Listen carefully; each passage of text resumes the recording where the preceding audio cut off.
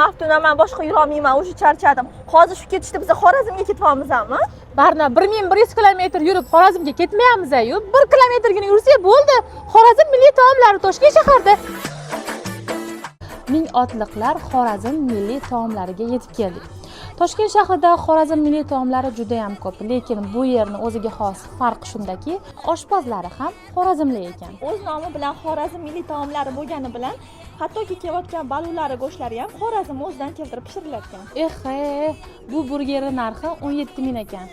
Souslari ham ichida ekan. Bu balonning 1 kilosi 110 ming ekan. Bu tuxum barayning bir porsiya narxi 45 ming ekan.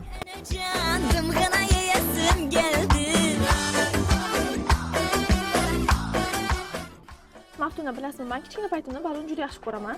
Xilma-xilini yeganman, lekin Xorazmdan keltirilganini hali yemagandim. Men balon yoqtirmasdim. Lekin yeyapman. Juda mazali ekan.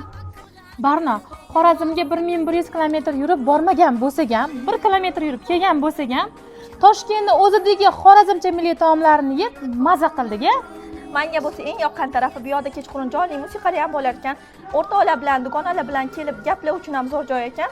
Faqat kelishdan oldin telefon qilib biror qilib qo'ysanglar, sizlarga zo'r sharoit qilib qo'yishadi. Obzor time. Obzorlarni zo'ri. Bo'ldimi? Bor derdik shumi?